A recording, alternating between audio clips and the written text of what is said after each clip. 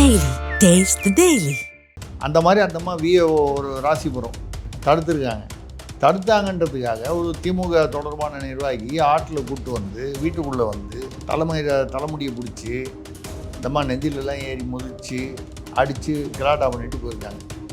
இந்த வரை அவர்கள் வந்து அடுத்த நிகழ்வில் ஈடுபடவில்லையே என்று நம்ம வந்து தமிழ்நாட்டு மக்கள் வந்து ஆறுதல் படுத்திக்கணும் போல இருக்கு.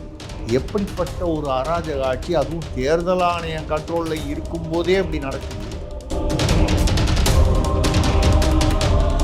விஜய் தன்னுடைய கட்சிக்காரர்களுக்கு ஆர்டிஃபிஷியல் இன்டெலிஜென்ஸ் எல்லாம் அப்புறம் நேச்சுரல் இன்டெலிஜென்ஸ், பொது அறிவு, அது என்ன பேரிகேட் வச்சா அதை உடைக்கக்கூடாது, ஏறி குதிக்கக்கூடாது, உள்ளே பூந்து கலாட்டா பண்ணக்கூடாது. முதல்ல அதெல்லாம் சரி பண்ணிவிட்டு அதுக்கப்புறம் இந்த ஆர்டிஃபிஷியல் இன்டெலிஜென்ஸுக்கு வரலாம். இது எடுத்தோன்னே ஆர்டிஃபிஷியல் இன்டெலிஜென்ஸுங்கிறாரு. ரெண்டாவது நம்ம மக்களுக்கு வந்து அரிசி, எண்ணெய், பருப்பு, பெட்ரோலு, டீசலு, அத்தியாவசிய தேவைகளை பற்றி தான் மக்கள் அடித்தட்டு மக்கள் கவலைப்படுவாங்க.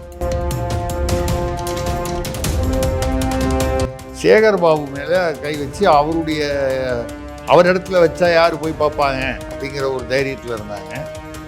கை வச்சுட்டாங்க. ஏன்னா இவங்களுக்கு வேண்டிய முக்கிய காவல்துறை அதிகாரிகள்லாம் மாற்றிட்டாங்க. ஆனால் வந்து மத்திய அரசு, தேர்தல் ஆணையம், இவங்க வந்து முக்கியமாக 4 பேரில் சேப்பா அதான் வந்துருச்சு. கீர்த்தியானவர், அப்புறம் சொல்லும் போதே அவங்களுக்கு அவர் நாக்கில் இனிப்பாக இருக்கும். அவர் பாணியே தனி, இனிப்பு பாணி. இந்த 4 பேர் வந்து ரொம்ப கான்சென்ட்ரேட் பண்ணுறாங்க. ஏன்னா இவங்க தான் அந்த பண நடமாட்டத்தில் ரொம்ப தலையாய இடத்துல இருக்காங்க. இந்த 4 நோக்கி மத்திய அரசு அல்லது தேர்தல் ஆணையத்தின் ரிவால்வர், 4 நோக்கிய ரிவால்வர் அப்படிங்கிற மாதிரி வந்து இந்த 4 வந்து இதில் ஒன்று இப்போ வெளியே வந்திருக்கு. அடுத்தது மற்றதெல்லாம் ஒன்று ஒன்றா அடுத்தது இந்த ஒரு வாரத்துக்குள்ளே வரும்னு எதிர்பார்க்கலாம். சமீபத்தில் ஒருத்தர் அவருடைய பழைய ஆடியோ ஒன்று வெளியிட்டு பல உண்மைகளை அவர் பேசியதாக அது வெளியே வந்து ஒரு மிகப்பெரிய ஒரு பரபரப்பை ஏற்படுத்திருச்சு. இவர் வந்து அமைதியாக இருக்க ஒரு பக்கம் திமுக டென்ஷன் ஆகும். இவர் மட்டும் இல்லாமல் என்ற இனிஷியலுக்கு வந்து ஆபத்தானவர் என்கிற இனிஷியலும் உண்டே. கொஞ்சம் வித்தியாசமாக சிந்தனை பண்ணக்கூடியவராச்சு அப்படின்னு இவங்க ஒரு பக்கம் பயப்பட, நேற்று அல்லது முந்தா நேற்று மத்தியிலிருந்து அமித்ஷா அவர்களிடமிருந்து அவருக்கு ஆடியோவில் பேசியவருக்கு ஒரு அதாவது தொலைபேசியில் பேசியிருக்காங்க.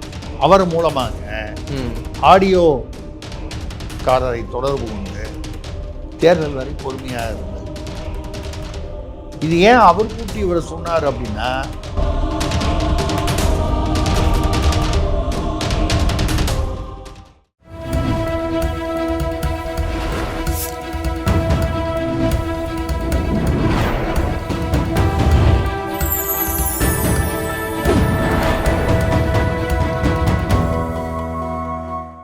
சேனல் 5 தமிழ் நேயர்களுக்கு வணக்கம். திருசக்தியாரின் கேள்வி பதில் நிகழ்ச்சியில் உங்களை சந்திப்பதில் மகிழ்ச்சி அடைகிறேன். சார் தயாராக இருக்காரு, வாங்க கேள்விகளை கேட்கலாம். சார் வணக்கம். வணக்கம், சொல்லுங்க. ஆரம்பிச்சிருவோமா சார்? ஆமாம், தேர்தல் நெருங்கிட்டே இருக்கு. Okay sir. முதல் கேள்வி சார், திருத்துறைப்பூண்டியிலிருந்து தம்பிதுரை கேட்கிறார். மணல் கடத்தலை தடுக்க முயன்ற ராசிபுரம் பெண் விஏஓவை திமுகவை சேர்ந்த மணல் புரோக்கர் அடியாட்களுடன் வீடு புகுந்து முடியை இழுத்து நெஞ்சில் மிதித்து அராஜகம், இதற்கு முடிவே இல்லையா? இத்தனைக்கும் இப்போ வந்து தேர்தல் ஆணையம் கண்ட்ரோலில் இருக்குன்னு பேர். தேர்தல் ஆணையம் வந்து மூல முடுக்கு எல்லா போலீஸ் ஸ்டேஷன்லையும் போய் தேர்தல் ஆணையம் உட்கார போகுது, அது இல்லை. ஒரு உயர் அதிகாரிகள் லெவலில் தான் பார்க்க முடியும். சில விஷயங்கள் தான் தேர்தல் தொடர்பான விஷயங்கள் தான். சட்டம் ஒழுங்கு என்பது இன்றைக்கும் வந்து முதல்வர் கையில் தான் இருக்குது. அதிகாரிகளை வேணால் மாற்றுறாங்க. அது கூட மாற்றுறது எதுக்கான, தேர்தலில் அவர்கள் ஒரு தலைபட்சமாக செயல்படக்கூடாது என்பதற்காக மாற்றுகிறார்களே தவிர, சட்டம் ஒழுங்கை மெயின்டைன் பண்ணுறது வந்து தேர்தல் ஆணையம் அர்ச்சனா பட்நாயக் அம்மாவை வந்து மெயின்டைன் பண்ணுவாங்க. பாருங்கள், மணல் இது ஒன்றும் புதுசு இல்லையே. இந்த ஜெகபர் அலின்னு ஒரு முன்னாள் ஓய்வு பெற்ற எஸ்ஐ, அவர் வந்து புதுக்கோட்டையில் நினைக்கிறேன், அவர் வந்து காட்டி கொடுத்தாருன்றதுக்காக அவர் பேரில் வண்டி ஏற்றி கொண்டாங்க. இந்த மாதிரி நிறையா, அதாவது மணல் கடத்தல், கனிம வள கடத்தலில் மட்டும் யாராவது தகவல் கொடுத்து புகார் கொடுத்து இல்லை காட்டி கொடுத்தாங்கன்னால் கொஞ்சம் கூட கருணையே இல்லாமல் வண்டி ஏற்றி கொண்டு வர்றாங்க. இது எந்த ஆட்சியில் அதிகமாக நடந்து இருக்கிறது, இல்லை உச்சத்தில் இருக்கிறது என்றால் திமுக ஆட்சியில் தான். இப்போ தான் போன வருஷம் அந்த ஜெகபர் அலி, அப்புறம் இன்னும் ஒரு 2-3 பேர் நடந்துச்சு. இப்போ யாரோ ஒரு அம்மா, அதாவது இந்த காலத்தில் மணல் கடத்தல் நடக்குது, எல்லா விஏஓ வருவாய்த்துறை அதிகாரிகளோ வந்து நடக்குதுன்னா அவங்க அதுக்கு வந்து உதவியாக இருந்து அவங்களும் சேர்ந்து லஞ்சம் வாங்குறது தான் வந்து 90%.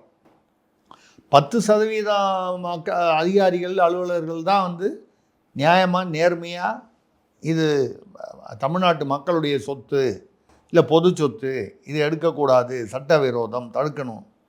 அந்த மாதிரி அந்த அம்மா விஏஓ ஒரு ராசிபுரம் தடுத்துருக்காங்க. தடுத்தாங்கன்றதுக்காக ஒரு திமுக தொடர்பான நிர்வாகி ஆட்டில் கூட்டு வந்து வீட்டுக்குள்ளே வந்து தலைமுடியை பிடிச்சி இந்த மாதிரி நெஞ்சிலெல்லாம் ஏறி முதிச்சு அடித்து கலாட்டா பண்ணிட்டு போயிருக்காங்க. இந்த வரை அவர்கள் வந்து அடுத்த நிகழ்வில் ஈடுபடவில்லையே என்று நம்ம வந்து தமிழ்நாட்டு மக்கள் வந்து ஆறுதல் படுத்திக்கணும் போல இருக்கு. பாலியல் வன்முறை மீதான் 2 வயசு குழந்தைலேருந்து 80 வயசு மூதாட்டி வரைக்கும் பாலியல் வன்முறை பண்ணுறது, அதுலேயும் வந்து திமுக தொடர்பானவர்கள் இருப்பார்கள், இல்லை தொடர்பானவர்களை காவல்துறை வந்து ஏதோ ஒரு வகையில் காப்பாற்றும். இப்போ இதெல்லாம் நடந்துக்கிட்டு அப்படி இருக்கும் பொழுது இவ்வளவெல்லாம் பண்ணிவிட்டு அந்த அம்மாவை பாலியல் வன்முறை பண்ணாமல் விட்டாங்க. நம்ம வந்து கிண்டலாக சொல்லலை.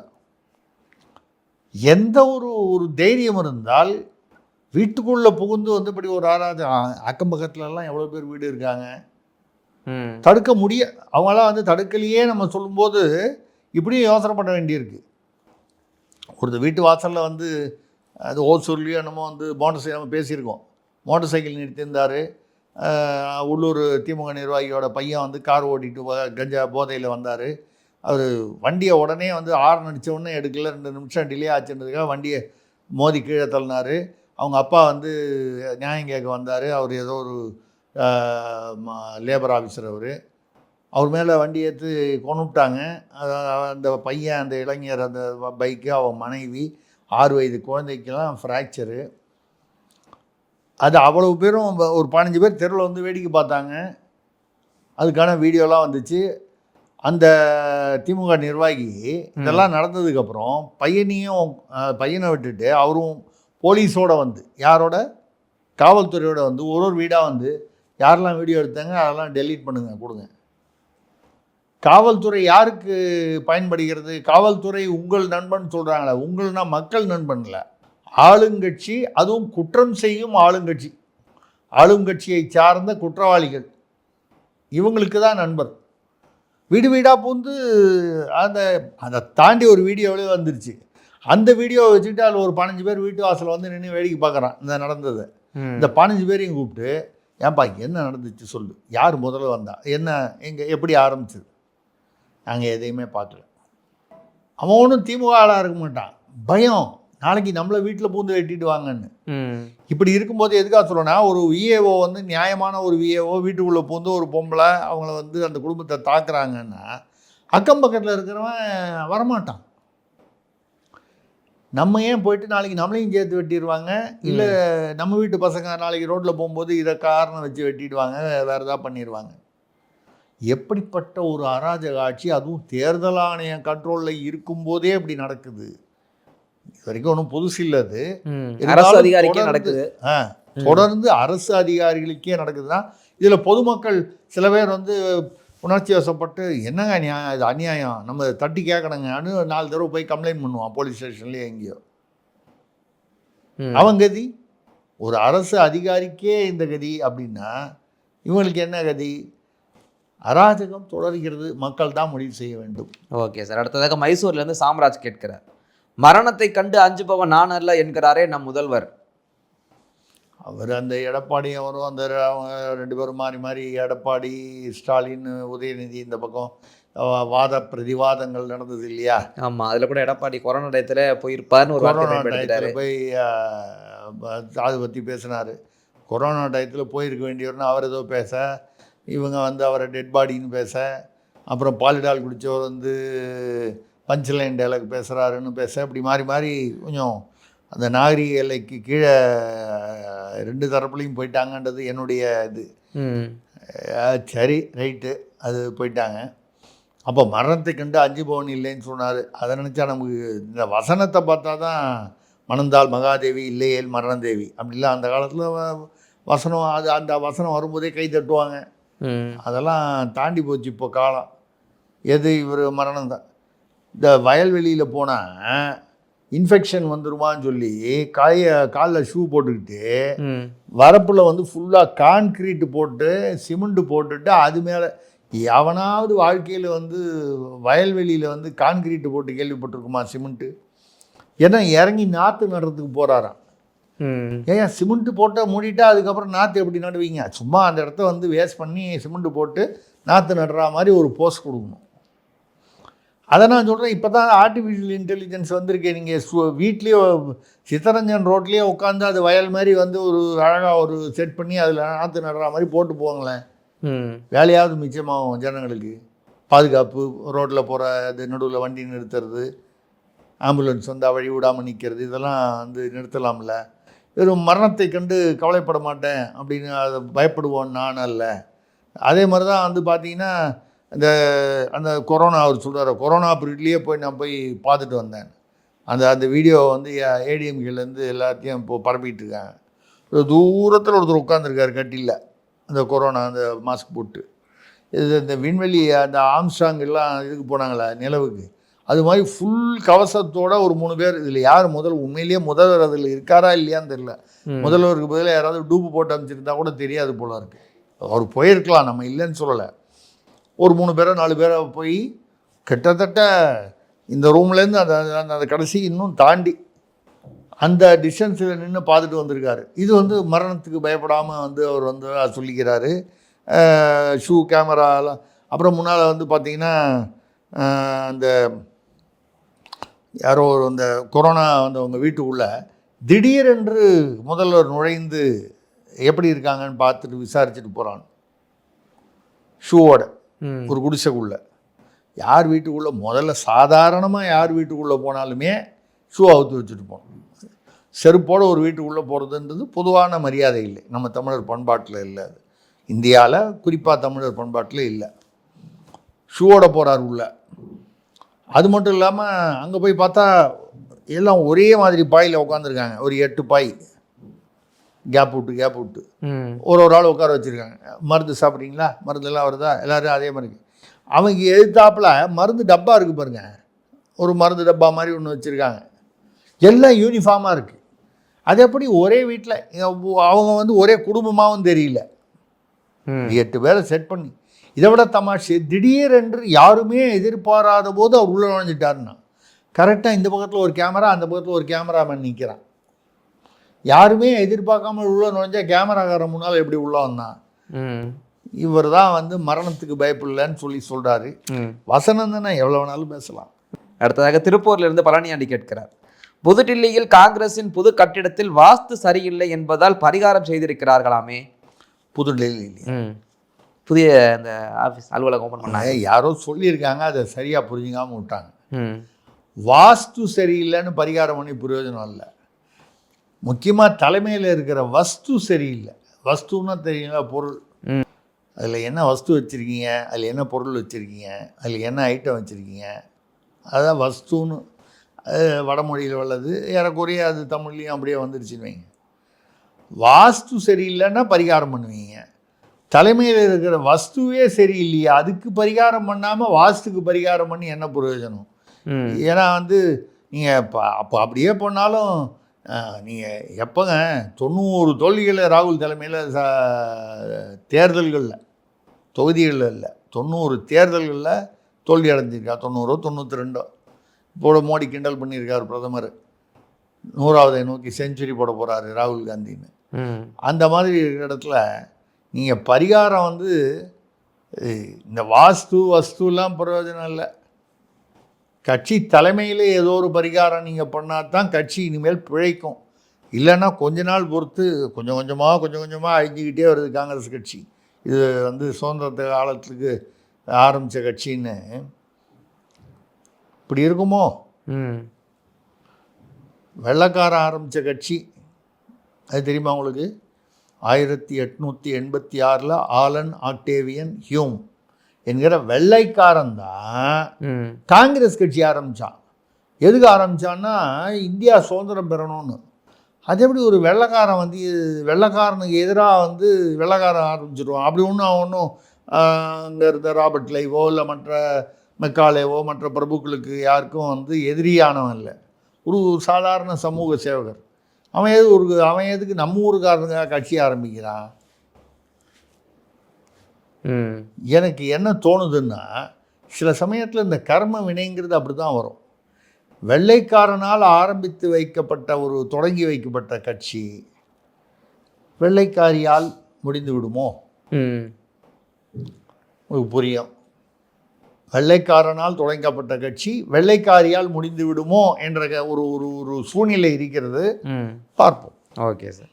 அடுத்தாக வேலூர்லேருந்து ராஜ்கண்ணு கேட்கிறார், சென்னை மெரினா நீச்சல் குளம் பராமரிப்பு இன்றி கிடப்பதால் அதில் குளிப்பவர்களுக்கு மூளையை தின்றும் அமீபா நோய் தாக்குதல் ஏற்பட வாய்ப்பாமே? அந்த அமீபா நோய் வந்து கேரளாவில் கூட சமீபத்தில் கொஞ்சம் பேருக்கு வந்து அது மூளையை தின்னுடுமா? அது தமிழ்நாட்டு அரசியல்வாதிகளுக்கு நிறைய பேர் யாராவது அங்கே மெரினாவில் குளிச்சிருப்பாங்களோன்னு நமக்கு டவுட்டாக இருக்குது. அந்த நீச்சல் குளத்துலையா? ஆனால் அவங்களுக்கு ஒன்றும் பிரச்சனை வராது. அது மூளை இருந்தால் தானே தின்னும். மூளை ஏற்கனவே இருக்கிற இடத்துல தானே அமீபா தீனும். அதனால் வந்து தமிழ்நாட்டு அரசியல்வாதிகள் பலருக்கு வந்து அந்த பிரச்சனை வராது, தைரியமாக மெரினாவில் குளிக்கலாம் என்பது நம்மளுடைய பரிந்துரை. அடுத்ததாக மயிலாப்பூர்லேருந்து மகேஸ்வரன் கேட்குறாங்க, வேளச்சேரி தொகுதியில் போட்டியிடும் காங்கிரஸ் வேட்பாளர் ஹசான் மௌலானா மீது நிர்வாண விருந்துகள் நடத்தியதாக வழக்குகள் உள்ளதாமே? அது இப்போது ஒரு 3 நாள் முன்னால் ஒரு பத்திரிகையில் கூட வந்தது. அது அவர் வந்து ஏதோ பார்ட்டிஸை அதான் விருந்துகள்லாம் ஏற்பாடு பண்ணுவாராம். அதில் நடிகைகளின் நிர்வாணம் எவ்வளோ செலவு பண்ணணும்? நடிகையை கூப்பிட்டாலே யாரோ ஒருத்தர் கூப்பிட்டு பண்ணார். ஒருத்தருக்கு 40 லட்சம் ரூபாய் பெருமானம் உள்ள கைப்பை கொடுத்தாருன்னு வந்துச்சு. போன வருஷம் நம்மளே பேசியிருக்கோம். ஹேண்ட்பேக், அது இந்த பிராண்டட் ஹேண்ட்பேக், ஒரு ஹேண்ட்பேக்கு 40 லட்சம் ரூபா. நடிகைகள்லாம் அந்த விருந்து கூப்பிட்டு அது எல்லாமே அதுக்குன்னு சில போதை மருந்துகள் அந்த சமயத்தில் உல்லாசமாக இருக்கிறதுக்கு ரைட்டு. அந்த இரவு விருந்துனாலே அது வித்தியாசமாக தானே இருக்கும். அந்த மாதிரி இவர் ஏதோ நான் நினைக்கிறேன் யாரோ அவருக்கு காங்கிரஸ்லேருந்து மேலேருந்து, இது உண்மையா இல்லையா இந்த வழக்குகளுடைய தன்மை பற்றி நமக்கு தெரியாது. அவர் அப்படி வந்து ஏதோ விருந்துகள் ஏற்பாடு செய்ததாகவும் அது சம்பந்தமான வழக்குகள் இருப்பதாகவும் ஏதோ ஒரு பத்திரிகை தகவல் வந்தது. நம்ம அதை வச்சு தான் அவர் கேட்குறாரு, நம்ம பதில் சொல்கிறோம். அதில் உள்ள உண்மைத்தன்மை உறுதித்தன்மை என்ன வழக்கு உண்மையா இல்லையா நமக்கு தெரியாது. ஆனால் இப்படி இருக்குமோ? அவங்க ஏதோ காங்கிரஸ்லேருந்து மேலே ஐயா வந்து மக்கள்லாம் அந்த வெள்ளங்கள்லாம் வந்திருக்கிறதுனால பாதிக்கப்பட்டிருக்காங்க, ஒரு நிவாரண கூட்டம் ஏற்பாடு பண்ணுங்க அப்படின்னு சொன்னது. ஏதாவது ஃபோனில் சரியாக வந்து சிக்னல் இல்லாமல் ஒரு நிர்வாண கூட்டம் ஏற்பாடு பண்ணுங்கன்னு சொல்லி நிவாரண கூட்டம் ஆகிடுச்சா விருந்து ஆகிடுச்சான்னு தெரியல. இந்த மாதிரி வந்து கூட்டங்கள் போட்டாத அவர் வேளச்சேரியில் நிற்கிறாரு. ஜெயிச்சிருவார். Right sir. அடுத்தாக மீந்தூர்லேருந்து மீனாட்சி சுந்தரம் கேட்கிறேன், தாவேக தலைவர் விஜய் இந்தியாவிலேயே முதலாக மினிஸ்ட்ரி ஆஃப் ஆர்டிஃபிஷியல் இன்டெலிஜென்ஸ் அமைப்பதாக வாக்களித்திருக்கிறாரே? நிறைய என்னமோ யாரோ நல்லா எழுதி கொடுத்துருக்காங்க. முன்னாலாம் வேறு யாரோ எழுதி கொடுப்பாங்க, ஏதோ புதுசாக பிடிச்சிருக்காங்க போல் இருக்கு. ஒரு ஆர்டிஃபிஷியல் இன்டெலிஜென்ஸு கவர்னன்ஸு பாடி அது இதுன்னு ஒரே இங்கிலீஷில் வந்து. ஏன்னா விஜய் எனக்கு தெரிஞ்சு இங்கிலீஷு அப்படின்னு எதுலேயோ அது இப்போ போகும்போது ஒரு 10ஆம் கிளாஸ் ஃபெயிலுன்னு சொல்லி போட்டாங்க. அது உண்மையான்னு தெரியல. இருக்கட்டும், இருந்தால் கூட அது ஆங்கிலத்தில் வந்து அவ்வளோ புலமையை வந்து பெற்றவராக தெரியல. இருந்தாலும் ரொம்ப யாரோ நல்லா எழுதி கொடுத்துருக்காங்க. ஆனால் என்ன ஒரு கஷ்டம்னா ஆர்டிஃபிஷியல் இன்டெலிஜென்ஸு அப்படி முதல்ல நீங்கள் ஆர்டிஃபிஷியல் இன்டெலிஜென்ஸ்னால் செயற்கை நுண்ணறிவு, அதெல்லாம் அது இப்போ தான் எல்லாத்துலேயுமே வந்துடுச்சு. நீங்கள் நானும் இங்கே பேசிக்கிட்டு இருக்கா மாதிரி நம்ம இங்கே இல்லாமையே செட் பண்ணலாம். நம்ம செட் பண்ணி நம்ம குரல்லையே நம்மளுடைய குரலுடைய ஏற்ற இறக்கத்தோடையே கூட அது எல்லாமே வந்துடுச்சு.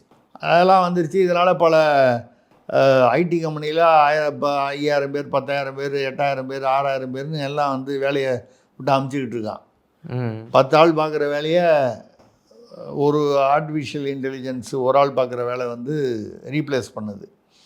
இது எதை நோக்கி போகுது? இந்த ஆர்டிஃபிஷியல் இன்டெலிஜென்ஸ் வந்து மொத்தமாக விழுங்கி விடுமா? இல்லை ஒரு 5 வருஷத்தில் வந்து இது வந்து இன்னும் வேலை வாய்ப்பை அதிகமாக்கும்னு சொல்கிறாங்க. எதுவுமே நடந்தால் தான் தெரியும். எனக்கு என்னென்னா அதெல்லாம் விடுங்க.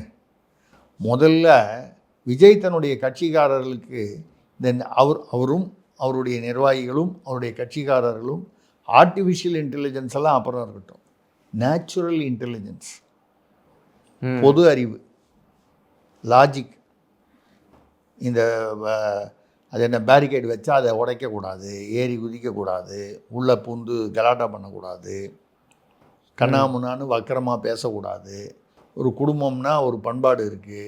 நம்ம எதையாவது நான் வந்து பொண்டாட்டியாக இருக்க தயார் அப்படின்லாம் பேசினா அது மற்றவங்களுக்கும் அசிங்கமாக இருக்கும், நம்ம குடும்பத்தாரும் நாளைக்கு ரோட்டில் போகும்போது அசிங்கமாக இருக்கும்.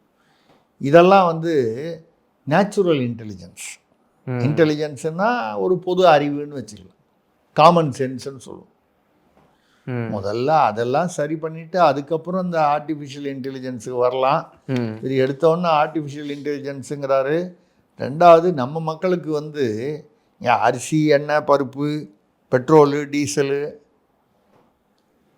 அத்தியாவசிய தேவைகளை பற்றி தான் மக்கள் அடித்தட்டு மக்கள் கவலைப்படுவான். ஆர்டிஃபிஷியல் இன்டெலிஜென்ஸ் கொண்டு வந்து நான் வந்து அதிகாரியெல்லாம் வந்து உடனடியாக நடவடிக்கை எடுப்பேன், போவேன், வருவேன். இவ்வளோதான் இந்த பத்திரப்பதிவில் வந்து என்னமோ 2.0, 3.0, ஸ்டார் 3.0 என்னமோ கொண்டு வந்தாங்க. ஒரு நாள் கூட அது வேலை செய்யலை. என்னென்னா யாருமே வர வேண்டியதில்லை பத்திரப்பதிவு அலுவலகத்துக்கு. பதிவு பண்ணுறோம் எல்லாமே டோக்கன் வாங்கி அந்த இதுலேயே டிஜிட்டலாகவே டோக்கன் வாங்கி டிஜிட்டல்லையே எல்லா ஆவணங்களையும் ஏற்றிட்டு கட்ட வேண்டிய பணத்தை கட்டிட்டா டிஜிட்டல்லையே வந்துடும். பாருங்கள், அந்த பத்திரப்பதிவு அந்த செயலி இருக்குது பாருங்கள், ஒரு நாள் கூட வேலை செய்யாது. ஏங்க அது வேலை செஞ்சால் அப்புறம் அங்கே இருக்கிறவங்களுக்கெல்லாம் காசு எப்படி வரும்? பத்திரப்பதிவு ஊழியர்களுக்கு காசு வரணும், அதிகாரிக்கு வரணும், சப் ரிஜிஸ்ட்ராருக்கு வரணும், சப் ரிஜிஸ்ட்ராருக்கு வந்தால் டிஸ்ட்ரிக்ட் ரிஜிஸ்ட்ராருக்கு வரணும், மேல் வரைக்கும் போனோம்ல. செயலி வேலை பார்த்ததுன்னா இவங்க எப்படி செயல்படுறது? அதனால் இந்த ஆர்டிஃபிஷியல் இன்டெலிஜென்ஸ் எல்லாம் சொல்கிறதெல்லாம் வந்து கரெக்டு தான், அதுவாக வருமே தவிர அரசு துறையில் பெருசாக வந்துடாது. இன்றைக்கும் ஓமந்தூரார் ஆஸ்பத்திரியில் போய் பாருங்கள், எல்லா வித எக்யூப்மெண்ட்ஸும் இருக்குது, உபகரணங்கள்லாம் இருக்குது. ஆனால் வந்து அங்கே போய் பார்த்தீங்கன்னா அங்கே சரியான ஒரு 4 மாத குழந்தைக்கு வந்து 8 வயசு குழந்தைக்கு இப்போ சிறுமிக்கு கொடுக்குற இன்ஜெக்ஷனை கொடுத்து இறந்து போச்சு. இதெல்லாம் என்ன? நீங்கள் எவ்வளவு எக்யூப்மெண்ட் வச்சுருந்தான்னா, எவ்வளவு டெக்னாலஜி இருந்தான்னா, இந்த மனித ஹியூமன் எரர் அப்படின்றது, அது எரர்ன்றது தவறாகவும் இருக்கலாம், அலட்சியமாக இருக்கலாம், கவனக்குறைவாக இருக்கலாம், சமயத்தில் லஞ்சம், மோசடி, ஊழலாக இருக்கலாம். அதெல்லாம் திருத்தாமல் நம்ம வந்து அப்படியே பெரிய டெக்னாலஜிக்கல் ஆர்டிஃபிஷியல் இன்டெலிஜென்ஸுன்னு சொன்னால் ஒன்று கிராமத்து மக்கள்லாம் இப்படிலாம் சொன்னால் என்னமோ பேசுகிறாரு, கெட்ட வார்த்தை பேசுகிறாருன்னு சொல்லி அவன் பயந்து போய் போயிடுவான். சிட்டியில் இருக்கிறவன்ட்ட பேசுனா அவன் ஏற்கனவே நடுக்கத்தில் இருக்கான், என்றைக்கு அவனை வேலையை விட்டு தூக்க போகிறாங்கன்னு. இந்த ஆர்டிஃபிஷியல் இன்டெலிஜென்ஸ் வந்ததுலேருந்து இந்த கம்பெனியில் 6000 பேர் தூக்கிட்டாங்க, இந்த கம்பெனியில் 5000 பேர் தூக்கிட்டாங்க. தினம் வரும்போது அவன் தினம் காலையில் இன்றைக்கி போகும்போது சாயந்தரம் பத்திரமா வீட்டுக்கு வரும்போது வேலை இருக்குன்ற நம்பிக்கையோடு வரணும் அப்படின்னு. அவனை ஆர்டிஃபிஷியல் இன்டெலிஜென்ஸ் தான் மொத்தம் இவன் ஒரு விதமாக பயப்படுறான், அவன் ஒரு விதமாக பயப்படுறான். இவர் ஏன் இதை கொண்டு பூத்துறாருன்னு தெரியல. சரி பார்ப்போம். Right sir. அடுத்ததாக சென்னையிலிருந்து ரங்கநாதன் கேட்குறாங்க, ஓட் சோலி என்ற கள்ளவாக்கு தொடங்கி வைத்தது திராவிட கட்சிகள் தானே? இந்த ஓட் சோரின்னு இப்போ சமீபத்தில் ராகுல் காந்தி வந்து இவரை பிஜேபியை, அதாவது மத்திய பிஜேபியை, மோடி, அமித்ஷாவை வந்து சொல்லி ஓட் சோரி, ஓட்டு திருடர்கள், இவிஎம் மூலமாக திருட்டாங்க, அப்படி திருட்டாங்க, இந்த எஸ்ஐஆரை வச்சு சொல்கிறாங்க, இந்த ஸ்பெஷல் இன்டென்சிவ் ரிசர்ச். அது உண்மையாக இருந்தால் மேற்கு வங்காளத்தில் 1 கோடி வாக்குகள் நீக்கப்பட்டன, இப்போ தமிழ்நாட்டில் 76 லட்சம் நீக்கப்பட்டது. உத்தரப்பிரதேசத்தில் யோகி ஆதித்யநாத் பாஜக ஆளுற இடத்துல 2 கோடி வாக்குகள் நீக்கப்பட்டிருக்கு. அப்போது பாஜக வந்து தங்களுக்கு சாதகமான சூழ்நிலைக்காக உண்மையான வாக்காளர்களை நீக்குவதாக இருந்தால், இருக்கிறதுலையே இந்தியாவிலேயே அதிகமாக நீக்கப்பட்டது உத்தரப்பிரதேசத்தில், பாஜக ஆளும் மாநிலத்தில். அப்படி நீங்கள் நான் பைத்தியமா அவங்களுக்கு வாக்களிக்கிறவனெல்லாம் நீக்கிறதுக்கு? இப்போ சும்மா ஏதோ ஓட்சோரின்னு சொன்னாங்க, ஆனால் இதெல்லாம் ஓட்சோரி இல்லை. நீங்கள் ஓரளவுக்கு கேட்டது, அந்த அன்பர் கேட்டது உண்மைதான். இந்த கள்ள கள்ள ஓட்டுன்னு தமிழ்நாட்டில் வந்தது வந்து திமுக பீரியடில் தான் ஆரம்பிச்சது. 1967 அப்புறம் தான் அந்த கள்ள ஓட்டு போடுறது, 3 மணிக்கு அப்புறம் வந்து கள்ள ஓட்டு போடுவாங்கங்கிறதெல்லாம் வந்து இவங்க ஃபார்முலாவில் தான் வந்தது. அதுக்கப்புறம் பின்னால் திருமங்கலம் ஃபார்முலான்னு பணம் கொடுக்குற ஃபார்முலா, கொலுசு வாங்கி கொடுக்கறது, மார்வாடி கடையில் போய் மீட்டு கொடுக்கறது, இதெல்லாம் வந்து திருமங்கலம் ஃபார்முலான்னு வந்தது. இது எல்லாமே திமுக தான். ஆனால் இதுக்கெல்லாம் முன்னால் ஒரு ஓட்சோரி நடந்திருக்கு. முதல்ல யார் வந்து 1946 கூப்பிட்டு உங்களுக்கு வந்து சுதந்திரம் கொடுக்குறதா முடிவு பண்ணிட்டோம், யார் பிரதமர்னு சீக்கிரமாக முடிவு பண்ணி சொல்லுங்கள், 47 4 நாள் பார்த்து கொடுத்துருவோன்னு சொல்லிட்டாங்க வெள்ளைக்காரங்க. யார்கிட்ட சொன்னாங்க? மகாத்மா காந்தியை கூப்பிட்டு சொல்லிட்டாங்க. அவர் என்ன பண்ணாரு, இதுக்கு போய் தேர்தலாக வைக்க முடியும். அதனால் இந்த அப்போல்லாம் வந்து காங்கிரஸ் பிரதேஷ் கமிட்டி இப்போவும் இருக்கேன், ஆமாம் காங்கிரஸ் கமிட்டி, அந்த பிரதேஷ் காங்கிரஸ் உடைய தலைவர் அப்போ 16 மாநிலம் தான் அன்றைக்கு, 16 மாநிலம் தான். இன்றைக்கி அது டபுள் ஆகிடுச்சுன்னு வைங்க, பிரிஞ்சு இந்த 16 மாநிலத்திலையும் உள்ள காங்கிரஸ் பிரதிநிதிகளை கூப்பிடுவோம் தலைவரை. இவங்களை கூப்பிட்டு யாரை பிரதமரான்னு கேட்போம். அதை வச்சு நம்ம சொல்லிடுவோம். அவருக்கு இஷ்டம் இல்லை, மகாத்மா காந்திக்கு எந்த பதவியாக இருக்கிறதுக்கு அவருக்கு ஒன்றும் இஷ்டம் இல்லை. அப்படின்னு ஒன்று தேர்தல்னு வச்சோம்னா சண்டை வந்துடும். நான் நிற்கிறேன் நீ நிற்கிறேன்னு சொல்லி அது ஒருத்தருக்கு ஒருத்தர் ஒரு கசப்பு வரும். அப்படின்னு சொல்லிட்டு அவர் என்ன பண்ணார், 16 பேரையும் கூப்பிட்டு உட்கார வச்சு, உங்களுக்கு யார் வந்தால் உங்களுக்கு விருப்பம் அப்படிங்கிறத ஒரு துண்டில் பேர் எழுதுங்க. இன்னார் நிற்கிறார்ல, நீ யார் வேணாலும், நம்ம காங்கிரஸில் யாரெல்லாம் தலைவராக பெரிய தலைவர்களாகன்னு தெரியும். 12 பேரும் என்னமோ வந்து சர்தார் வல்லபாய் பட்டேல் பேர், 3 பேரும் என்னமோ வந்து ஓட்டே அதாவது டேஷ் யாரையும் தேர்ந்தெடுக்கல. 15 பேர் தான் மொத்தம் நினைக்கிறேன். யாருமே பண்ணலையா, இல்லை ஒரே ஒருத்தரோ ஜவஹர்லால் நேருவுக்கு போட்டாங்க. பிரித்து பார்த்தா 12 என்னமோ அவருக்கு வருது. 12 vs 1 vs அதான் அப்படி தான் நிற்கிது. அப்போ யார் கொடுத்துருக்கணும்? சர்தார் வல்லபாய் பட்டேல் தான். அவரை கூப்பிட்டு காந்தி நேருகிட்ட சொன்னால், நான் தான், எனக்கு தான் ஆசையாக இருக்குது அப்படிங்கிறாரு. உடனே வந்து சர்தார் வல்லபாய் பட்டேலை கூப்பிட்டு காந்தி வந்து, உனக்கு வந்து என் பேரில் எவ்வளோ மரியாதை, காந்தினாலே நீ எவ்வளோ மரியாதை அப்படிலாம் சொல்லி அந்த ஆள் தலையில் ஒரு பெரிய ஐஸ் கட்டியாக தூக்கி வச்சு அவரை கன்வின்ஸ் பண்ணி, நீ உள்துறை அமைச்சராக நம்பர் 2 நேரு ரொம்ப ஆசைப்படுறாரு. இல்லைங்க நியாயம் எப்படிங்க, நம்ம 12 பேர் அவர் சப்போஸ் அவரை விருப்பப்பட்டிருந்தாங்கன்னா அவருக்கு கொடுங்க, இவ்வளோ பேர் விருப்பப்பட்டிருக்காங்க, நீங்கள் வந்து இல்லை. அவங்க அப்பா மோதிலால் நேரு வந்து நம்ம கட்சிக்கு நிறையா ஃபண்ட் பண்ணியிருக்காரு, ஸ்பான்சர் பண்ணியிருக்காரு, பணம் கொடுத்துருக்காரு கட்சி வளர்க்கறதுக்கு. அப்படி இருக்கும்போது நம்ம வந்து அவருக்கு ஒரு நன்றி கடன் செலுத்த வேண்டாமா அப்படின்னு சொல்லி அவரை கன்வின்ஸ் பண்ணி நேரு வாக்குனார். அப்போ தான் ஜின்னா என்ன கேள்வி கேட்டார், அந்த ஆளும் 0 ஒன்றும் வாங்கினார், நானும் தான் 0, அப்போ ஏன் என்ன ஆக்கக்கூடாது, நேரு ஆக்கலாம், என்னையே ஆக்கக்கூடாது, நீ பட்டேலை ஆக்கியிருந்தா அது ஒரு நியாயம். எல்லாரும் விருப்பப்படுறாங்க, யாருமே விரும்பாத, இல்லை யாரோ ஒருத்தர் மட்டும் விரும்பின நேருவை ஆக்கலான்னா 1 வாங்கினவர் ஆக்கினா என்ன, 0 வாங்கினவர் ஆக்கினா என்ன, என்னையே ஆக்கக்கூடாது அப்படின்னு ஒரு பிரச்சனை பண்ணும்போது தான், முடியாதுன்னு சொல்லும்போது தகராறு வந்து அது வந்து அப்படின்னா நான் பாகிஸ்தானை பிரிச்சுட்டு போகிறேன்னு நேரு என்ன பண்ணார், அவர் தன்னுடைய பிரதமர் பதவியை பாதுகாக்கணும் காத்துக்கொள்ளணுன்றதுக்காக பாகிஸ்தானை பிரிச்சுங்கன்ட்டார். அப்போ தான் ஈஸ்ட் பாகிஸ்தான்ங்கிறது பங்களாதேஷ் பின்னால் பிரிஞ்சுது, அது ஒன்றா பாகிஸ்தான், வெஸ்ட் ஈஸ்ட் பாகிஸ்தான் பிரிஞ்சுது. அப்போ ஓட்சோரி வந்து தமிழ்நாட்டில் வந்து திராவிடம் தான் ஆரம்பிச்சதுன்றது உண்மை. இந்தியாவில் ஆரம்பித்தது யாருன்னு சொன்னால் அங்கே நேரு காலத்திலேயே ஆரம்பிச்சிருச்சு காங்கிரஸ்.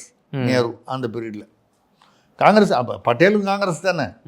அப்போது இந்த ஓட்சோரியை ஆரம்பித்து வைத்தவர் யார் என்றால், அந்த தேர்தலுக்கு யார் வந்து ஆணையராக இருந்து தேர்தலை நடத்தினாரோ அவர் தான் அந்த ஓட்சோரியையும் தொடங்கி வைத்தவர் என்று நம்ம ஏற்றுக்கொள்ளலாம்.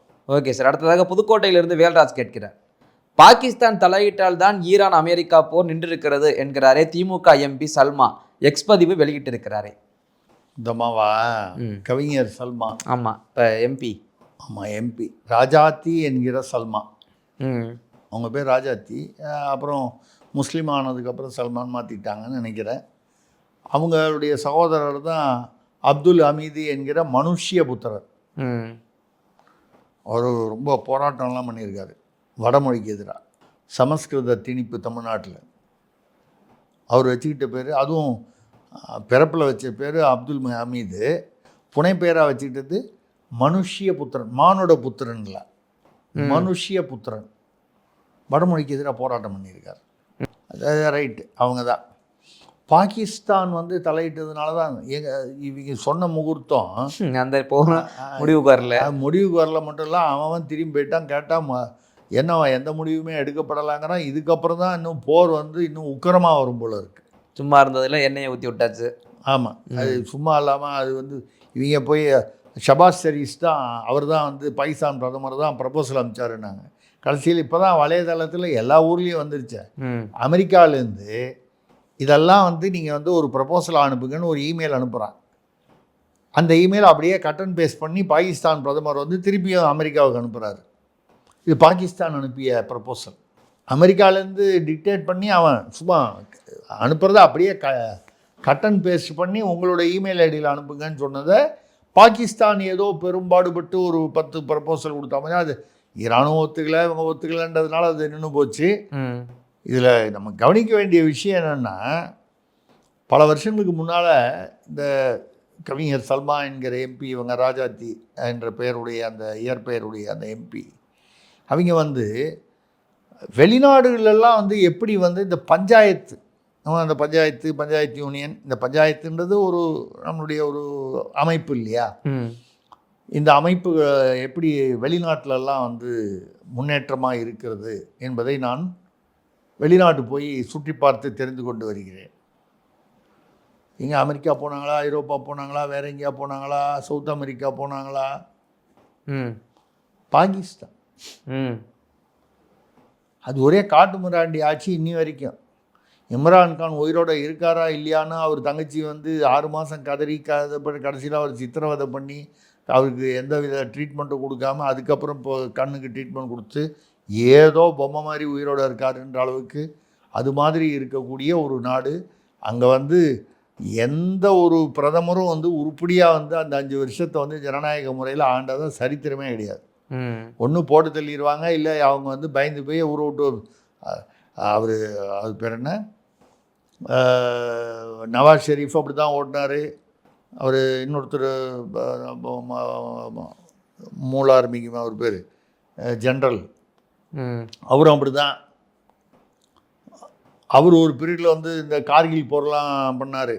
அதெல்லாம் பண்ணிவிட்டு அவர் தான் காரணம். அதெல்லாம் முடிச்சுட்டு அப்புறம் பார்த்தா திடீர்னு அவர் பேரில் ஊழல் குற்றச்சாட்டுன்னு சொல்லி அவர் ஓடி போய் லண்டனில் போய் ஒழிஞ்சிக்கிட்டார். ஒரு பீரியடில் பார்த்தா வந்து பெரிய ஜியாவுல்லாக்குமாங்க, டப்புன்னு பார்த்தா அவர் போட்டு தள்ளிடுவாங்க. இப்படி இவங்க தான், இவங்கள பார்த்து பஞ்சாயத்து அமைப்பு எப்படி வந்து ஒத்துழைப்பாக ஒற்றுமையாக மக்கள் வந்து எப்படி செயல்படணுங்கிறத வந்து போய் பார்த்துட்டு வந்தாங்க இவங்க பல வருஷங்களுக்கு முன்னால். இவங்க அது ஏன் அந்த பாகிஸ்தான் பேரில் அவங்களுக்கு ஒரு தனி அன்புன்னு தெரியல. பாகிஸ்தான் வந்து இப்போ இந்தியா வந்து இதில் எந்த பக்கமும் சாயாமல் இருக்கிறதுனால தான் நமக்கு இன்னி வரைக்கும் கேஸு கிடைக்குது, பெட்ரோல் டீசல் ஓரளவுக்கு எந்த பெரிய விலை உயர்வு எதுவும் இல்லாமல். மற்ற அமெரிக்காலேயே 38% விலை உயர்வு, சில நாடுகளில் 100%க்கு மேலே 200% விலை உயர்வு. நமக்கு ஏதோ இன்றைக்கி அப்படி ஒரு ரொம்ப ஒன்றும் தட்டுப்பாடு இல்லாமல், பெரிய தட்டுப்பாடு இல்லாமல் ஓடிக்கிட்டு இருக்கு கடவுள் புண்ணியத்தில். அந்த அளவுக்கு எல்லாருக்கிட்டையும் ஈரானா நீ நட்பு தான், இஸ்ரேலு நீ நட்பு, அமெரிக்கா நீ நட்பு, லெபனான் நீ நட்பு, ஜோர்டான், யுஏஇ நீங்களும் நட்பு தான், எல்லாருடையும் ஒரு நட்பு அப்படின்னு ஒரு ஒரு பொதுவான ஒரு நியூட்ரல் பொசிஷன் எடுத்துக்கிட்டு நாங்கள் யாரையும் வந்து கண்டிக்கவும் இல்லை. போர் வந்து தப்பான விஷயம் இல்லை, போர் வந்து நிறுத்தி அமைதி ஏற்படணும், அந்த மாதிரி ஒரு பொதுவான தத்துவத்தை மட்டும் சொல்லிவிட்டு இந்தியர்களுக்கும் இந்தியாவுக்கும் என்ன வந்து தேவையோ பாதுகாப்போ அதை பார்த்துக்கிட்டு இருக்கு இந்திய அரசு. இவங்க பாகிஸ்தானை பாருங்கள், அவங்க வந்து உலக சமாதானத்திற்காக, பாகிஸ்தான் உலக சமாதானமாக இருந்தால் ஏன் இந்தியாவோட வந்து எப்போ பாரு சண்டை போட்டுக்கிட்டு இருக்கான் அவன். தீவிரவாதம் உள்ள பூந்ததெல்லாம் அந்த உலக சமாதானத்துக்காக இருந்தது. ஏன் இந்த அம்மாவை ஏன் எதுவும் தூக்கி உள்ள ஓடாம இது கேள்வி கேட்காம வச்சுக்கிட்டு இருக்காங்க? நம்ம எம்பினா என்னன்னாலும் பேசலாமா வாய்க்கு வந்தது? அதுதான் அந்த எம்பினா நம்ம என்ன வேணாலும் பேசுறோம், நம்மளை ஒன்றும் செய்ய முடியாதுன்னு. சாதாரண குடிமகனுக்கு அதே தான் உனக்கு, நீ என்ன அந்த மாதிரி பேச தூக்கி இவங்க ஏன் சார் பாஜக வெயிட் பண்ணிட்டே இருக்காங்க? இதெல்லாம் பார்த்துட்டு வேடிக்கை இல்லை, அதுதான் நமக்கு பாஜகவை பார்த்தா சமயத்தில் எரிச்சல் வருது. நம்ம வந்து என்ன வருதுன்னா, நீங்கள் இதையும் பார்த்துட்டு இருக்கீங்கன்னா உங்ககிட்ட உள்ள எதிர்பார்ப்பு வந்து அச்சா அவ்வளோதானே உங்கள் தைரியம்? வடிவேலு மாதிரி ஆயிட்டீங்களே.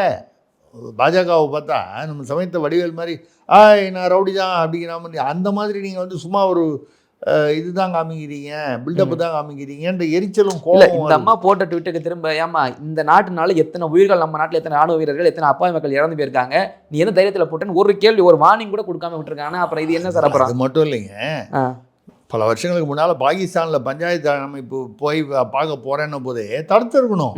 அது எதிரி நாடு. அங்கே போய் நீ என்ன பஞ்சாயத்து அமைப்பை பார்க்கறது? ஒரு பொதுவான நாட்டுக்கு போ.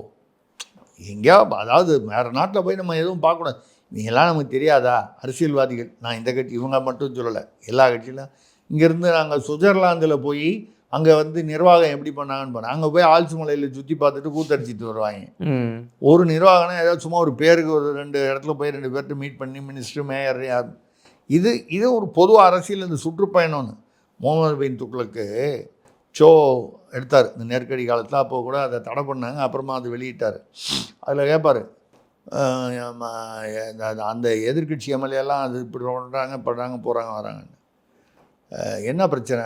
நம்ம கட்சியில் இவ்வளோ பேர் மந்திரி கொடுக்குறோம், அதில் மந்திரி கொடுக்காதவன்லாம் நான் எதிர்கட்சிக்கு போயிடுவேன்னு சொல்கிறான். அவ்வளோதானே? நம்ம கட்சியில் எவ்வளோ பேர் இருக்கான் எம்எல்ஏ? எவ்வளோ பேர் இருக்கான்? எல்லோரும் மந்திரி.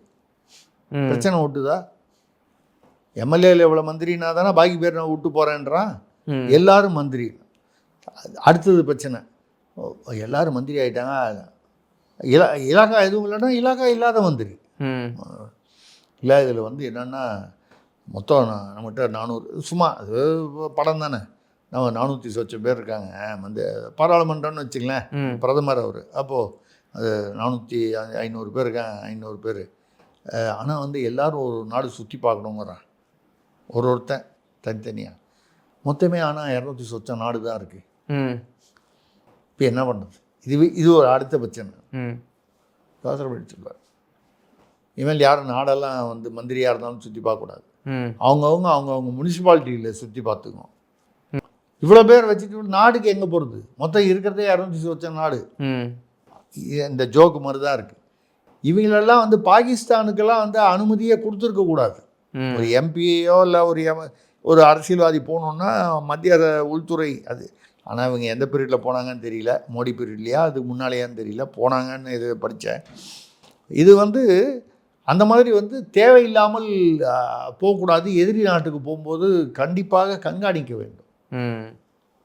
இதே தானே அவர் ராகுல் காந்தி வந்து சோனியா காந்தியும் போய் சீனாவோட ஒப்பந்தம் போட்டு வந்தாங்க மன்மோகன் சிங் பிரதமராக இருக்கும்போது.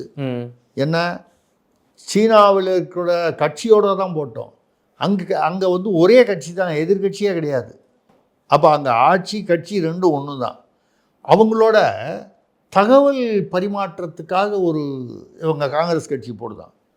ஸோ அதை நீங்கள் என்ன செய்யணும், இந்திய அரசும் சீன அரசும் பண்ணால் கூட அதில் அர்த்தம் இருக்குது. சில முக்கியமான விஷயங்கள்லாம் அவங்களுக்கு தெரிஞ்சது டெக்னாலஜி நமக்கு பரிமாற்றம், நம்ம அவங்களுக்கு. அது எப்படி வந்து இதை வந்து சரி பகிரங்கமாக நீங்கள் வெளிப்படையாக போய் பண்ணாலும் பரவாயில்ல, அது அவங்க போய் பண்ணிட்டு வந்தது தெரியவே தெரியாது. மோடி ஆட்சிக்கு வந்த பிறகு, பிஜேபி ஆட்சிக்கு வந்த பிறகு தான் இத்தனை வருஷத்துக்கு முன்னால் அவங்க வந்து சீனாவுக்கு போய் கையெழுத்து போட்டாங்கன்றது வெளியே வந்தது. அப்போ ஏன் அந்த ரகசியமாக செய்யும் போதே அதில் ஏதோ தவறு, நாட்டுக்கு எதிரான ஏதோ ஒரு விஷயம்னு தெரியுது. இந்த மாதிரி நீங்கள் சொல்கிற மாதிரி இவங்களெல்லாம் வந்து இந்த மாதிரி பாகிஸ்தானுக்கு ஆதரவாகவும் இந்தியாவை கேவலப்படுத்துகிற மாதிரி பேசுகிறவங்களையும் வந்து பிடிச்சி இந்த பிரிவினை அது இது எத்தனையோ செக்ஷன் இருக்குது. ஏதாவது சட்டத்தில் பிடிச்சி உள்ளே விட்டு பெயில் கீழ் கொடுக்காம எடுத்தாதான் அந்த தப்பு மற்றவங்களுக்கு செய்யக்கூடாதுன்ற எண்ணம் வரும். அதுதான் சொல்கிறேன். Okay sir. அடுத்ததாக தூத்துக்குடியிலிருந்து தமிழ்வேல் கேட்கிறார், இந்தியாவில் ஒரு பர்தா போட்ட முஸ்லீம் பெண் பிரதமராக வேண்டும் என்கிறாரே ஓவைசி, வாய்ப்புள்ளதா? ஓவைசி, ஆமாம், AIMIMமா அதாவது ஆமாம்.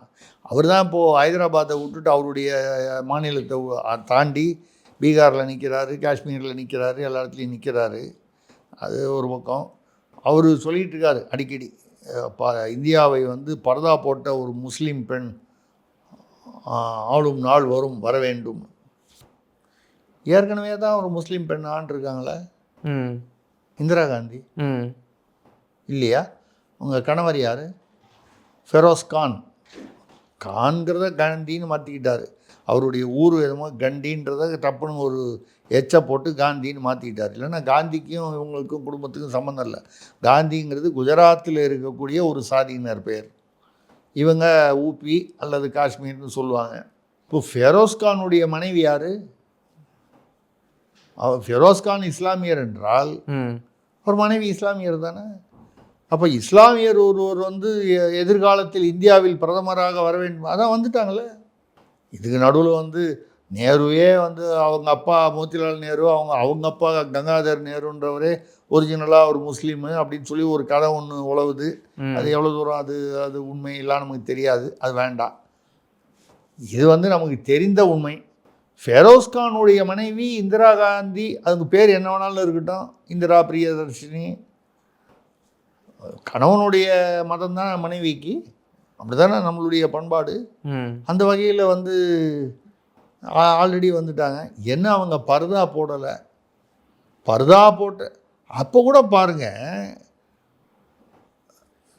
மற்ற அதாவது மெக்கா மெதினா இருக்கக்கூடிய சவுதி அரேபியாவில் இல்லை அந்த வளைகுடா நாட்களில் அங்கே உள்ள பெண்கள்லாம் பர்தா போடுறது இல்லை, அவங்க பர்தா கட்டாயப்படுத்துறது இல்லை. எது வந்து இஸ்லாமிய மக்களுடைய என்ன சொல்கிறது ஒரு தலைநகராக, உலகத்தை சர்வதேச தலைநகராக இருக்கோ அங்கெல்லாம் வந்து இந்த பர்தா போடுறது வந்து கட்டாயமும் இல்லை, அவங்க வந்து கட்டாயப்படுத்துறது இல்லை. இங்கே இந்தியாவில் நாம் போடுறது வந்து தவறுன்னும் அதை நம்ம வந்து கண்டிக்கவும் இல்லை. போடுறது போடாதது அவங்க விருப்பம், அந்த குடும்பத்தின் விருப்பம், அந்த பெண்ணின் விருப்பம்.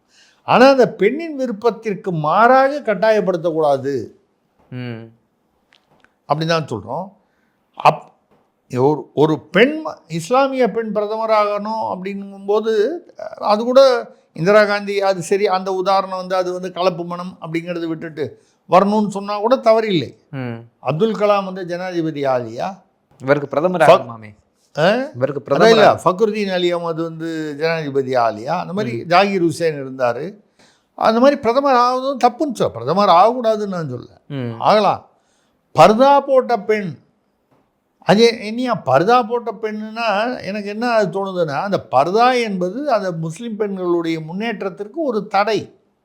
ஏன்னா அதில் வந்து பல சிக்கல்கள் இருக்குது. நம்ம ஊரில் பார்த்தீங்கன்னா பர்தா போட்டு பரீட்சை எழுத போகிறான், பர்தா போட்டு குறுக்க போகிறான், கடைசியில் போய் பார்த்தா வந்து போலீஸில் பின்னாலேயே போய் சண்டையை போட்டு போய் பிடிச்சி பார்த்தா ஆம்பளை வந்து பர்தா வேஷம் போட்டு போகிறான். அதாவது அதை மிஸ்யூஸ் பண்ணுறாங்க. இந்த ஓய்சிலாம் வந்து இந்த மதத்தை வைத்து கொண்டு அரசியல் செய்பவர் இந்த மாதிரி தான் பேசிக்கிட்டு இருப்பார். Okay sir. அடுத்த செய்யாறில் இருந்து ஜீவரத்னம் கேட்கிறார், கச்சத்தீவை மீட்க சொல்லி மத்திய அரசை தொடர்ந்து வலியுறுத்துவோம் என்கிறாரே முதல்வர் ஸ்டாலின், இந்த வசனத்திற்கு முடிவே இல்லையா? எங்களுக்கு வழக்கமாக வேற ஒன்றும் வசனம் இல்லை, காலியாக போச்சுன்னு அந்த கச்சத்தீவை எடுத்துருவாங்க, இல்லைன்னா நீட் தேர்வு எடுத்துருவாங்க. இது ரெண்டு தான். இந்த கச்சத்தீவை உங்களுக்கு தெரியும், நம்மளே பேசியிருக்கோம். அந்த காலத்தில் வந்து கேவல் சிங்னு அவர் வந்து வெளியுறவுத்துறை அமைச்சராக இருக்கும்போது நாங்கள் கொடுக்குறதா முடிவு பண்ணிட்டோம் இலங்கைக்கு அரசியல் காரணங்களுக்காகன்னு சொல்லி காங்கிரஸ் அரசு சொல்லி கலைஞர் ஐயா வந்து முதல்வராக இருக்கும்போது வந்து சொல்லும்போது 1 மாதம் டைம் கொடுங்க, நடுவில் ஒரு 2-3 போராட்டம் மட்டும் நாங்கள் லேசாக பண்ணிக்கிறோம் எதிர்த்து, ஆனால் ரொம்ப பெருசாக பண்ண மாட்டோம், அதுக்கப்புறமா நீங்கள் வந்து அறிவிச்சிங்க, எங்களுக்கு ஒன்றும் ஆட்சேபணம் இல்லை, ஆனால் எங்கள் உள்ளூர் அரசியலுக்காக நாங்கள் வந்து கொஞ்சம் அதை அப்ஜெக்ட் பண்ணணும், நீங்களும் அதை கண்டுக்காமல் இருங்க. அவர் என்ன பண்ணார், கேவல் சிங்கு ரொம்ப புத்திசாலி போல் இருக்கவர், அவர் என்ன பண்ணார், அவர் வெளியுறவுத்துறை அமைச்சர். அப்போது அவர் வந்து என்ன பண்ணார், மீட்டிங் நடந்தது, மீட்டிங்கில் முதல்வர் வந்தார், இதெல்லாம் சொன்னார் அப்படிங்கிறத ரெக்கார்டில் போட்டு பிரதமர் அலுவலகத்தில் பதிவு பண்ணிட்டார். இன்றைக்கி இருக்குது, நீங்கள் கொடுத்துங்க, எங்களுக்கு ஆட்சேபணம் இல்லை, ஆனால் 1 மாதம் கழித்து கொடுங்க, நாங்கள் 2 போராட்டம் சும்மா பேருக்கு பண்ணுவோம் அப்படின்னு சொல்லிட்டு இப்போ கேவல் சிங் சொல்கிறார், பெருசாக பண்ணிடாதீங்க, சும்மா லேசாக பண்ணுங்கள், பெருசாகிட போகுது போராட்டம், நான் பார்த்துக்குறோம், அது ரொம்ப பெருசாகாமல் சும்மா பேருக்கு பண்ணுங்க. இவ்வளவும் பதிவாயிருக்கு. ம். இந்த கச்சத்தீவு கொடுத்தாச்சு, நீங்களே இதை ஏமாற்றி கொடுத்துருவீங்க மக்களை. இப்போ அந்த இடத்துல கவனிங்க, இவங்களுக்கு ஏதாவது பயம் இல்லை பின்னடைவு வரும்னா அங்கே டெல்லியில் உள்ளது மத்திய அரசு. ம். கொஞ்சம் தெம்பாயிட்டாங்கன்னா அது பேர் ஒன்றிய அரசு. இப்போ என்ன அவருடைய வார்த்தையை அப்படியே கேட்டிருக்காருன்னு நினைக்கிறேன். அவர் கச்சத்தீவை மீட்க சொல்லி மத்திய அரசை தொடர்ந்து வலியுறுத்துவோம். மத்திய அரசு, ஒன்றிய அரசு இல்லை. இப்போ மத்திய ஆயிடுச்சு. ஏன் மத்திய அரசுன்னா இப்போ இந்த இப்போ இதெல்லாம் வந்துக்கிட்டு இருக்கு, கைதுகள்லாம் வரப்போகுது, நிறைய அடுத்தடுத்து வந்துக்கிட்டு இருக்கு. அதிகாரிகள்லாம் மாற்றப்பட்டிருக்காங்க. அடுத்த ஒரு வாரத்தில் என்ன வேணாலும் நடக்கும். தமிழ்நாட்டில் தேர்தல் வர்றதுக்கு முன்னால் இந்த மாதிரி சமயத்தில் மத்திய அரசு, மற்ற சமயங்களில் ஒன்றிய அரசு. ரெண்டாவது இப்போ வேறு ஒன்றும் சப்ஜெக்ட் இல்லை அப்படின்னா டக்குன்னு இந்த வீட்டிலலாம் சொல்லுவாங்க, வேறு ஒன்றுமே வீட்டில் அவங்களுக்கு இட்லி தோசை ஏதோ ஒன்று சப்பாத்தி பூரி ஏதோ ஒன்று மாறி செய்வாங்க, கிச்சடின்னு. இதெல்லாம் எதுவுமே ஒன்றும் செட் ஆகலைன்னு வைங்க. நிலைய வித்வான்னு ஒன்று இருக்குது, உப்மா. ஒரு 5 நிமிஷம் 10 நிமிஷத்தில் கிண்டி போட்டுருவாங்க. அதுக்கு பேர் நிலைய வித்வான். ஒன்றும் இல்லைன்னா உப்மா. அந்த மாதிரி உப்மா தான் இந்த கச்சத்தீவு. அதை சும்மா எடுத்திருக்காங்க, அவ்வளோதான். Okay sir. அடுத்ததாக சூலூர்லேருந்து கதிர்வேல் கேட்கிறார், சேகர் பாபு மகன்கள் கம்பெனிகள் ரெய்டு நடந்திருக்கிறதே. நேத்தோ அவருடைய மகன் யாரோ விக்னேஷ்னு ஒருத்தர், ஜெயசிம்மன் ஒருத்தர், எஸ் என்னமோ ஒரு கம்பெனி எல்எல்பி என்னமோ ஒரு ரியல் எஸ்டேட் கம்பெனி என்னமோ, அதில் எங்கள் இந்த சிவசாமி சாலை மயிலாப்பூரில் அங்கே ஆஃபீஸ் வச்சுருக்காங்க. அது மட்டும் இல்லாமல் அது சம்மந்தமான இன்னொரு 5-6 இடங்கள்லேயும் ரெய்டு பண்ணியிருக்காங்க. தேர்தலுக்கு பணம் அங்கு பதுக்கப்பட்டதாக சொல்லப்படுகிறது. வந்த தகவல், பத்திரிகை தகவலை பற்றி நம்ம சொல்கிறோம். எவ்வளவு பணம் பிடிச்சாங்க, என்ன ஏது விவரங்கள் இன்னும் வெளிவரவில்லை. சேகர் பாபு கிட்டத்தட்ட அவர் ஒரு ஒரு கோலோ, சென்னை அப்படின்னாலே ஒரு தாதா அப்படிங்கிற மாதிரி ஒரு கோலோத்திட்டு இருந்தார். சேகர் பாபு மேலே கை வச்சு அவர் இடத்துல வச்சா யார் போய் பார்ப்பாங்க அப்படிங்கிற ஒரு தைரியத்தில் இருந்தாங்க. கை வச்சுட்டாங்க. ஏன்னா இவங்களுக்கு வேண்டிய முக்கிய காவல்துறை அதிகாரிகள்லாம் மாற்றிட்டாங்க. நடுநிலையாக இருக்கக்கூடிய கட்சி சார்பட்டு இருக்கக்கூடியவங்களாம் போட்டுட்டு மற்றவங்களுக்கு திமுகவுக்கு ஆதரவாக இருக்கக்கூடியவங்களாம் மாற்றிட்டாங்க. இப்போ சேகர் பாபு இப்போ என்ன பேச்சு அடிபடுதுன்னா, ஒரு 4 பேரை ரொம்ப, அதாவது 14 பேரோ 13 பேர்லையோ நாகேந்திரன் கூட புதுக்கோட்டையில் பேசினார் அமித்ஷா வச்சுக்கிட்டு, கைதாவார்கள் தேர்தலுக்கு முன்னால். என்னை பொறுத்த வரைக்கும் 13 பேர் 14 பேர் கைதெல்லாம் நடக்காது. அப்படியே நடந்தாலும் என்ன, ஒரு 15 நாள்லேயோ ஒரு மாதத்துலேயும் பெயில் வாங்கிட்டு வந்துடுவாங்க. யாருக்கோ லாபம் வரப்போகுது. நான் யாருக்கோன்னு சொல்கிறது வக்கீலுக்கு. நீங்கள் பாட்டில் நான் நீதிபதிக்குன்னு சொன்னேன்னு தப்பாக புரிஞ்சுக்க போகிறீங்க. நான் சொல்கிறது வக்கீல்களுக்கு, வழக்கறிஞர்களுக்கு எப்போவுமே கேஸ் வர லாபம் தானே, அதனால் சொன்னேன். அதுவும் ஒரு வகையில் நீதித்துறை தானே, வழக்கறிஞர்களும் அதை சேர்ந்தவர்கள் தானே. அது ஏதோ போவாங்க, பெயில் வாங்கிட்டு போடுவாங்க. என்ன அந்த சூழ்நிலை மோசமாக இருந்தால் ரேட் அதிகமாகும். இது நடக்க போகுது. ஆனால் மத்திய அரசு, தேர்தல் ஆணையம், இவங்க முக்கியமாக 4 பேர் பேரில் சேப்பா அதான் வந்துருச்சு, கீர்த்தியானவர். அப்புறம் சொல்லும் போதே உங்களுக்கு அவர் நாக்கில் இனிப்பாக இருக்கும். அவர் பாணியே தனி, இனிப்பு பாணி. இந்த 4 பேர் ரொம்ப கான்சன்ட்ரேட் பண்ணுறாங்க. ஏன்னா இவங்க தான் அந்த பண நடமாட்டத்தில் ரொம்ப தலையாய இடத்துல இருக்காங்க. இந்த 4 கூட்டணி, அது கூட்டணின்னு சொல்லலாம். இந்த 4 இவங்க தான். இந்த 4 நோக்கி மத்திய அரசு அல்லது தேர்தல் ஆணையத்தின் ரிவால்வர், 4 நோக்கிய ரிவால்வர் அப்படிங்கிற மாதிரி இந்த 4 இதில் 1 இப்போ வெளியே வந்திருக்கு.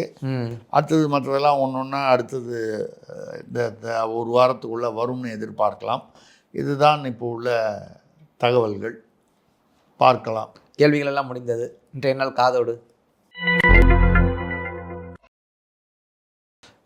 ரொம்ப சுவாரஸ்யமான ஒரு விஷயம். சமீபத்தில் ஒருத்தர் ஆடியோ, அவருடைய பழைய ஆடியோ ஒன்று வெளியிட்டு பல உண்மைகளை அவர் பேசியதாக அது வெளியே ஒரு மிகப்பெரிய ஒரு பரபரப்பை ஏற்படுத்திருச்சு. ஆமாம், ஆடியோ அரசர்னு சொல்லலாம் அவரை. அவங்களுக்கு தெரியும். அது வந்து அவர் கூட ஒரு வக்கீல் நோட்டீஸ் அனுப்பிச்சார். அது அந்த ஊடகவியலாளர் வந்து அனுப்புங்க, எனக்கு ஒன்றும் பயம் இல்லை, கோர்ட்டுக்கு போகலாம், கோர்ட்டுக்கு போனால் அந்த ஆடியோ உண்மையா இல்லையாங்கிறது தெரிஞ்சிடும், இது மட்டும் இல்லாமல் இன்னும் பல உண்மைகள் வெளியே வரும் இப்படின்லாம் பேசினார். இதெல்லாம் சமீபத்தில் நடந்தது. அவரை வந்து எந்த கட்சி பிரச்சாரத்திற்கும் கூப்பிட வேணான்னு சொல்லி தடை பண்ணி அவர் ஒரே அமைதியாயிட்டார். வெளியே எங்கேயும் பேசவும் இல்லை, ஒன்றும் இல்லை. நேற்று மட்டும்தான் பெரம்பலூர் கூட்டத்தில், பெரம்பலூர் ஏன்னா பெரம்பலூர் அதை ஒட்டி அது ஏதோ ஒரு 2-3 தொகுதிகள், ஒரு 3-4 தொகுதிகள் அந்த பெரம்பலூரை ஒட்டி அந்த மாவட்டத்தில், அதெல்லாம் அவருடைய வேட்பாளர்னா அவருடைய பரிந்துரையில் வந்த வேட்பாளர். இவங்களுக்கு கூட வந்து போய் வந்து பிரச்சாரம் பண்ணக்கூடாதுன்ற அளவுக்கு ஒரு தடை திமுக தலைமை விதித்ததாகவும், அதுக்கப்புறம் வந்து பெரம்பலூர்லேயே அவர் வந்து பிரச்சாரம் பண்ணாமல் இருந்தால் அது வேறு விதமாக மக்கள் எடுத்துக்கொள்வார்கள் என்பதால் பெரம்பலூரில் நேற்று பிரச்சாரம் பண்ணியிருக்காரு. எதுவும் வந்து எந்த அறிக்கையும் இந்த ஆடியோவை பற்றி அவர் வந்து பேசவும் இல்லை. இந்த நோட்டீஸை மட்டும் வக்கீல் நோட்டீஸ் அனுப்பிச்சி விட்டாரே தவிர அவரும் பேசலை, இந்த பக்கத்துலேயும் பேசலை, எது திமுக தலைமையிலும் பேசலை. இது வரைக்கும் அநேகமாக மக்களுக்கு எல்லாம் தெரிஞ்சுது. காதோடு சொல்லப்படும் விஷயம் என்னன்னா, இவர் வந்து அமைதியாக இருக்க ஒரு பக்கம் திமுக டென்ஷன் ஆகுது. இவர் ஆ மட்டும் இல்லாமல் ஆ என்ற இனிஷியலுக்கு வந்து ஆபத்தானவர் என்கிற இனிஷியலும் உண்டே. கொஞ்சம் வித்தியாசமாக சிந்தனை பண்ணக்கூடியவராச்சே அப்படின்னு இவங்க ஒரு பக்கம் பயப்பட, நேற்று அல்லது முந்தா நேற்று மத்தியிலிருந்து அமித்ஷா அவர்களிடமிருந்து அவருக்கு ஆடியோக்காரருக்கு ஆடியோவில் பேசியவருக்கு ஒரு அதாவது தொலைபேசியில் பேசியிருக்காங்க. அது வந்து தமிழ்நாட்டில் உள்ள பாஜக யார் மூலமாகவும் பேசுனா அது வந்து லீக் ஆயிருன்றதுக்காக கர்நாடகாவில் உள்ள ஒரு பாஜக தலைவர், ஆனால் வந்து தமிழ் சரளமாக நிறைய பேர் பேசுவாங்க. கர்நாடகாவில் போனீங்கன்னா தமிழ் பேசுகிறவங்க இருப்பாங்க. தமிழ் பேசக்கூடிய ஒரு கன்னட தலைவர், ஆனால் வந்து கர்நாடகா பாஜக, அவர் மூலமாக, ஏன்னா அவர் அநேகமாக அமித்ஷா வந்து இந்தியில் தான் பேசுவார். மோடியாக இருந்தால் ஆங்கிலமும் பேசுவார், இந்தியும் பேசுவார். அமித்ஷா குறைவாக வந்து ஆங்கிலமும் பொதுவாக இந்தி பேசுவதை விரும்புவார். அந்த வகையில் அவர் மூலமாக ஆடியோக்காரரை தொடர்பு கொண்டு தேர்தல் வரை பொறுமையாக இருங்கள். இது ஏன் அவர் கூப்பிட்டு இவர் சொன்னார் அப்படின்னா, இவர் வந்து தகவல் அனுப்பிச்சதாக செய்தி. என்ன இந்த மாதிரி தடை பண்ணி வச்சுருக்காங்க, நான் இப்போ என்ன செய்யட்டும், ஒரு கோவத்துலேயும் வருத்தத்துலேயும் என்ன போய் என்ன அவர் சொன்னார், என்கிட்ட ஒரு லாக் இருக்குது, என்ன அப்படிலாம் வெளியே தள்ளிட முடியாது. வெளியே தானே தள்ள முடியாது, ஓரங்கட்டலாம்ல, அது தானே பண்ணி வச்சுருக்காங்க. தேர்தலில் ஓரங்கட்டினாலே அது ஒரு அவமானம் தானே. அது வந்து அப்படின்னு சொல்லி இவர் யார் மூலமாகவோ அங்கே தகவல் அனுப்பிச்சிருக்காரு, என்ன செய்கிறதுன்னு தெரியலன்னு. ஏன்னா இப்போ அவரும் சரி, அவர் டிஆர் பாலு இவங்கெல்லாம் வந்து எப்போவுமே அந்த மத்திய அரசு பாஜக அரசாக இருந்தால் கூட அவங்க கூட ஓரளவுக்கு இணக்கமாக இருப்பாங்க. இவர் தகவல் அனுப்பிச்சதுக்கு பதிலாக அவர் வந்து அந்த நான் சொல்கிற அந்த கர்நாடக தமிழ் தெரிந்த தலைவர் மூலமாக பேசி, அவசரப்படாதீர்கள், தேர்தல் வரை பொறுமையாக இருங்கள், தேர்தலுக்கு பிறகு என்ன செய்யலாம் எப்படி செய்யலாம் என்பது உங்களுக்கு நாங்கள் சொல்கிறோம், தேர்தல் வரைக்கும் பொறுமையாக இருங்க. இந்த சட்டமன்ற தேர்தல் அது முடிஞ்சதுக்கப்புறம் என்ன முடிவு எடுக்க வேண்டுமோ அதை நீங்களும் எடுக்கலாம், அதற்கு நாங்களும் உதவியாக இருப்போம் அப்படின்னு சொல்லி சொன்னதாக அமித்ஷா அவர்கள் ஆடியோக்காரரிடம் பேசியதாக செய்தி. இப்போ கொஞ்சம் முன்னால் நீங்கள் ஒரு கேள்வி கேட்டீங்க, போன தடவை கேட்டீங்களோ, அந்த இவர் அண்ணாமலை சொல்லியிருக்காரு தேர்தலுக்கு பின். ஆமாம், ஸ்டாலின் கட்சி ஒரு பக்கம், கனிமொழி இருக்கு.